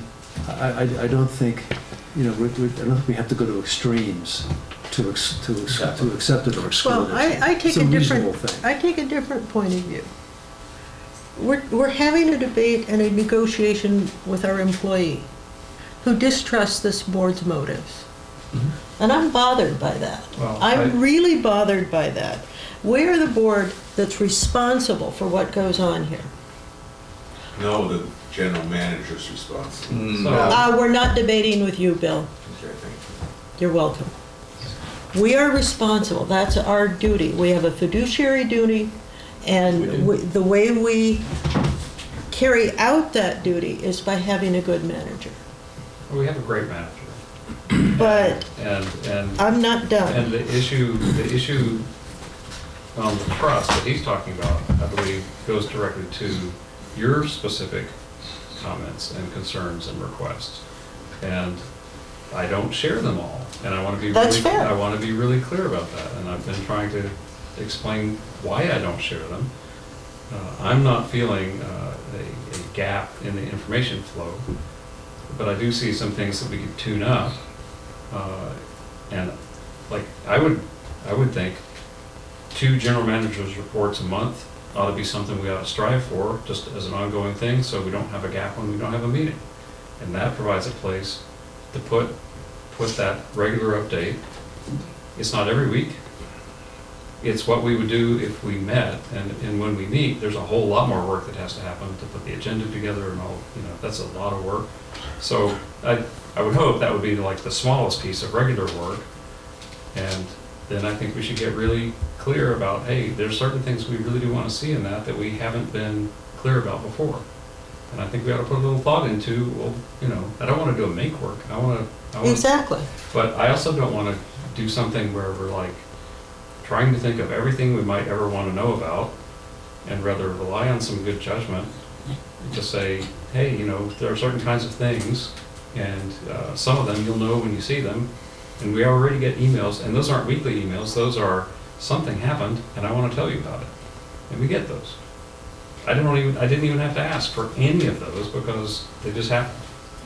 Because Clemens took the initiative. And so I'd like to build on that and say, hey, what if we ask for 2 a month, if we can? If people are sick or on vacation, those might be the exceptions. Or maybe we ask that maybe Julian give us, fills in if you're out. I don't know if that's practical. That's something where I would really defer to your judgment, but just offer that as a, Right, you know. my thought on that is that the board should not be involved in operations, and that is what we're talking about. And having Julian write it would be operations. no, We're that's at board fine. I was discussion. just wondering if there might be, but that's why I see deferring. So, I think it's a matter of, would 2 a month be insufficient? That's Eric, to your point, that's, I mean, I see Catherine's points. I really believe what we're looking for is continuity and consistency across all 5 members. and transparency And for the public. transparency. And so we can define that as how we do that can be discussed in closed session. I'm not worried about how. I'm more worried about that. So if you take that into consideration, then I think that's basically how I look at it. Eric, that is what the board meetings are for. The board But meetings we are have one board for meeting delivering every- the information to the board. It's um, not consistent in my mind. It's not consistent. It's only on agenda items. Well, Correct. then, you Agenda know, we items, actually have that's the- something next up on the agenda. If what you need is 2 meetings a month, So, I mean, Insist on the 2 meetings a month. communication between That's the what it is. manager and the I'll disagree with board you on that too. is officially through the agenda packet. But I don't think everything in the agenda gets shown up in what we're asking for. That's You know, Bill, we've moved the but- discussion to the board. Let's you know, look into the board. But then we need to draw on that and get clear about, hey, this is something that I wish we had in the reports, but that's an as-you-go thing. As we notice something and say, you know, could we get this kind of information in the bi-weekly? If we're not communicating that, I'm not faulting anybody for not putting it in. You know, something, Scott, your comment about getting emails, regular emails. You know, we have the planning committee, we have the committee, the SAM, the 2 SAM reps. They have the negotiators, all these different groups, and the way it's been working, and finding no fault in Clemens, this is the way it has worked, is that some of us are getting emails on one issue, if we're on one committee. Some of us are getting other emails on other issues, if we're on another committee. We're not all getting reports. I know that the negotiating committee can't share information, and That's why it's a committee, there's recusal issues and so forth. But putting those issues, those specific issues aside, on those parts of the lawsuit aside, in general, it'd be difficult. Clemens is not able to give us all consistent, as Eric points out, consistent information and a consistent flow of information. And it's not a question of, I don't think we need to talk about trust. I think we just need about getting a consistent flow of information, not to manipulate him, not to tell you what to do, not to restrict your meetings with other staff members, but just to get information, whether it's once every 2 weeks or once a week. We need some kind of a report, because sometimes we go with a month and a half with no meetings. We don't. We're in the dark about what the attorneys in the past. The attorneys and Clemens made a decision about something, and and this board member and a couple of board members were not informed until a month later as to what happened. And you guys made a decision about something, and I was very angry that we didn't hear the results and not the specifics of the decision, but that you were going to not have someone come to the meeting or have someone come to the meeting, and we weren't informed until a month and a half later, and that's not proper. So as a board member, I want to be informed on a regular, consistent basis. And that has to be, let me finish, Scott. I'm sorry. That has to be at least, okay, I'm going to insist that it be at least we get a report. And again, it's not trust, Clemens. It's not telling you how to manage, not telling you what to do. It's just getting information from you in a consistent way, at least once every 2 weeks. And that's a reasonable thing to do. That's a reasonable request. You know, it's not going to change your style. And it's not cramming it down. Wait, let me finish. It's not cramming it down your throat. We're not cramming it down your throat. We just want to get the information. All the board, if we're not supposed to get the information, that's fine. I'm not talking about that. I'm talking about general information that we're all included in. It's just so at least once every 2 weeks, whether there's a meeting or not, getting a report. I know that's not going to cramp your style. I think it's a reasonable request. Okay, I'm finished. Okay, so I think you make a really good point about the committees, but if we're looking at something other than meetings as a way to satisfy that, I think we're kind of barking up the wrong tree. I think what I'm hearing in a variety of formats is we thought it was okay to meet less frequently, and now we're thinking maybe it's not quite so okay. So maybe we need to meet, on a more consistent basis and not go 4 or 6 weeks between meetings. Because the right place for committees to update the board is at board meetings. That's the nature of the committee structure. Because of quorums and the Brown Act, the committee can't talk to the rest of the board outside of meetings. That's where we need to have that. So you make a really good point. And I've kind of enjoyed the pace of 1 a month. But if keeping this board informed and collegial means we need to meet more often, okay, I'm up for that. So I'm going through my emails. So you're saying that instead of my demand for a meeting once every 2 weeks, you're saying that if we had a meeting every 2 weeks, we wouldn't need to have that I'm sorry, report. We wouldn't have to need that report. Oh. If we don't, Well, no, we would have- if we skipped a meeting, then we would get, Well, in lieu of a meeting for that second half of the month, we'd get a report. that is kind of what I'm proposing. It's like we should probably lean more in favor of that second meeting instead of skipping it, unless we think that there's really not that much to do and that a general manager report that we would have gotten at that meeting would suffice. We need to figure out, are we okay with that? Well, let me I'd be interject. okay. I'd be okay with that. I'm looking back at 2 months' worth of emails. There were a few things that were from the newspaper, a few things about closed session, and nothing else. Now, what am I paying Clemens, what are we paying Clemens over $200,000 a year for, to send us newspaper clippings? I really. I'm being really sarcastic. I really think that's over the line. Maybe it That's is. really disrespectful. But yes, it is. And I think it's uncalled for. No. Because my Well, point I'm is, gonna my point strongly is, disagree with my you. point is, we were told we're getting information in emails. Well, now you're saying, So now you're saying that you don't like what I said. And So so- I'll take that and say, you can disagree. I understand that you're passionate about this issue. I understand the nature of the thing that sparked this thing off. I think that some of that is a discussion that we definitely need to have a little further in closed session, because that was about closed session matters. But I don't think anger is a good reason to continue down the path. we're on. I am not particularly angry, I'm giving a fact. I just went through 2 months' worth of emails.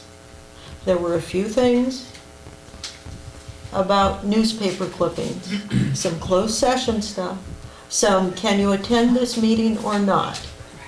That was about it. If we think there's a gap. And so there is present to a us- big gap. So if there's something material that we should have received an email about, then we should talk about that in the context where we can.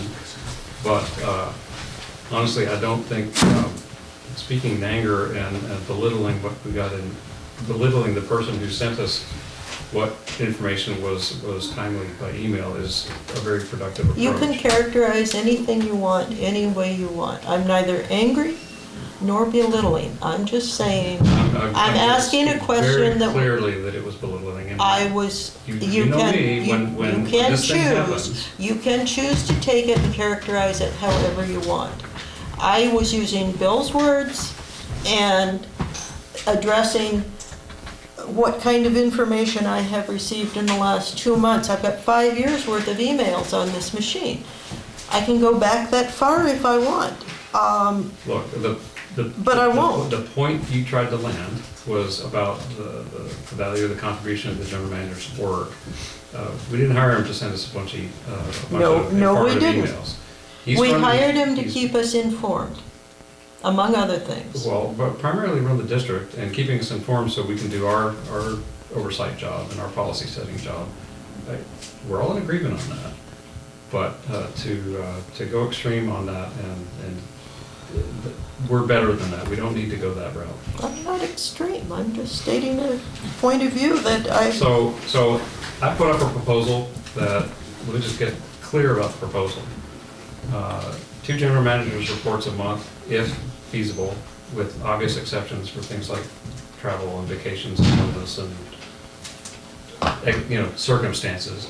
But with the notion that we really do want to see effectively what's in the general manager's report already, that we would get at the 2 meetings a month, whether we have that second meeting or not. And we all agree that if we're feeling like we're not getting enough information because we're not having enough meetings, we shouldn't be so quick to not have the second meeting. Okay, so that's fine. So you're saying 2 general managers' reports a month. If we have 2 meetings a month, then he would give his usual general manager's report at the meeting. I want Clemens to see this in the view of not cramping his style for talking to other people outside this board. When he can report, when it's appropriate to report it to us, when it's pertinent, when it's critical that the board know about it, he will, and inform the board. And if a meeting is not held a second time during the month, then he can give us he can sit down and give us a report. So I'd be for that. I would agree with that. I mean, basically, other than one agenda item doesn't get suspended if we don't have the second meeting, if it's practical, we kind of are just asking for Just a kind little more of the information. normal, with a few items, with an expectation that if there's something that we really think should be added to the regular, the kind of content that we're hoping to see in there, then we should speak up at a board meeting so we can all go, do we all think that's going to be useful? Anybody got objections, right? Because we don't want what we've seen happen in other places where an individual outside the context attempts to drive what happens in that written stuff. That kind of thing, when we've seen that happen at another agency, seen it up close, not good, not conducive to a good working relationship. So I would just say it out loud. If we want something in there, we should here at this table say, hey, I think this would be helpful if we had that in there. And we look around and see if we all have agreement, or at least majority agreement. And then we ask our manager to include that kind of information too. Like if we weren't having I don't know. I don't have any items that you're not putting on there, so I don't have any good examples. Yeah, I mean, when it comes to the off meetings, then I'm just like a little more information that's gone on over the gap that we're having, right? What you plan on doing. Doesn't have to be details, it's just more giving us information so that if we do have questions, we can then call you or ask it through the emails. So I'm open to, it's just really more information. So. And I'm looking at a number of agendas here where there was no manager's report. Yeah. So I think every other week is fine. We can always bring this back if we need more information. But I would like to see consistent manager's reports. Okay. So just for clarity, that would be the 2 a month. 2 a month. Yes, Some months have 5 weeks. So. some months have 5 weeks. Okay. Does that sound reasonable, Clemens? Well, you guys heard my opinion. Yeah. Again, I respect any decision that this board makes. Thank you. So to be really clear, we're not asking you to in that report all meetings. We're not asking you for that. So that the concern you raised is one I think we heard pretty well. I think asking you to do otherwise would impair your ability to do the job, and that would be counterproductive. Understood. If there are meetings that are of general interest, obviously, those would be good to put in there too. But like if we ever manage to get the joint safety training going again, or things like that.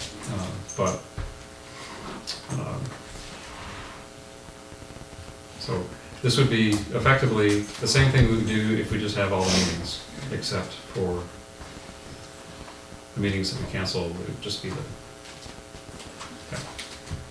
We'd be functioning like a normal board. This is the standard. This is the standard that boards operate with. We've never been a normal board. But I'm being facetious, but do we all have agreement on but that? this is the standard. This is standard for board from the general manager and board performance, I think. Right, moving on to the general manager's report. Oh, well, that's at the last. Let's go to Sewer Authority Mid-Coast side. No, number 7. I'm sorry. Number 7 is review and possible action concerning cancellation of next regularly scheduled meeting, May 16th, which we already decided was not going to be It's canceled not going to be canceled. Okay, right. because We asked for it. we asked for it to be held with Rick. Sewer Authority Mid-Coast side. Let me think about that. Let me go to it. We do get a weekly manager's report. I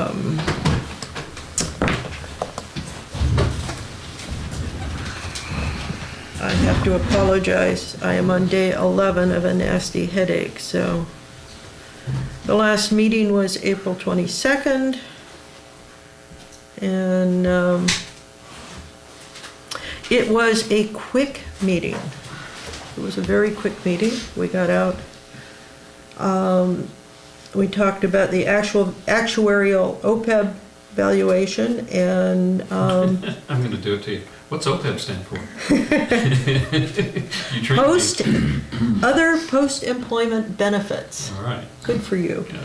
And one of the things that was brought up is that under new finance rules, we have to be reporting what our liabilities for the post-employment retirement benefits. And we will have to be doing that too. We are doing that already. Let me see. The blower. Moving on down to the we discussed and approved the 5-year capital improvement plan. We authorized the manager to execute a contract with City Mechanical to replace we did not authorize it because I wanted to make sure that it was rust resistant, if not rust proof. Oh. And Tim had Because it's sure time to replace the one that's up there. yeah, but we don't want to replace them with the standard Central Valley type air conditioner because they rust apart real fast. Yeah, every time that thing turns on, it scares everybody in the building. The whole building just.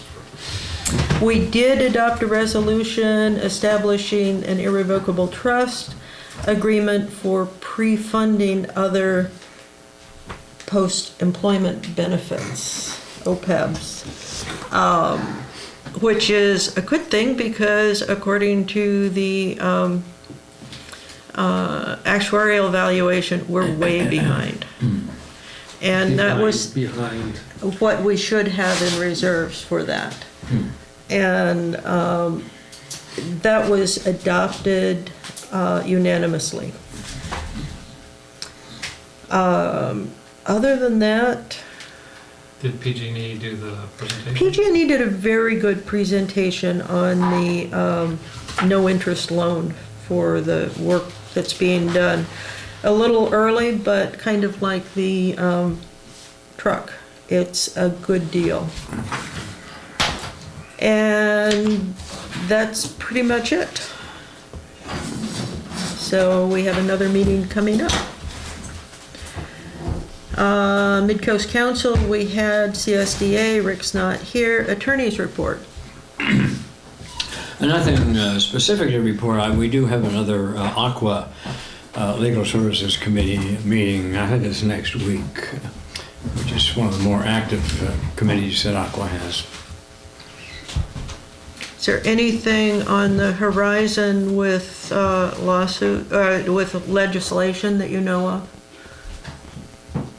I always curious whether you heard anything at the Aqua. I'd have to look at the attorneys don't work on the. If it doesn't jump out, if it Legislation, didn't jump out with an alarm for the attorneys, then it's Unless fine. there's litigation involved, I guess. Yeah, okay. Directors' reports? Seeing none, general managers' report. None. And to answer your question, or your comment of the, when I asked about, the job that you said was not filled on, there was a job opening that was mentioned on 3/21. You mentioned that interviews were canceled on 3/12, and that, so what's going on with that opening? We will reopen the advertisement in the coming week, Okay. and we will also start interviews with applicants that do not have required certifications, but could function in a different position as a water operator. Okay. Would your thinking be to get them the training once they were on staff? We have traditionally here always had an operator in training that has learned out somewhat, so. Good. Well, we've trained our fair share, so Yeah. I guess we get to do some more, huh? The last training was successful, they stayed. That's good. That's good. Okay, future agendas. We agreed the next meeting, we're going to have the water and sewer budget. If we could, yeah. Rick will be here. And SAM budget And the SAM budget with Rick here. At the 7 p.m. and the Course. 7 p.m. Thank you.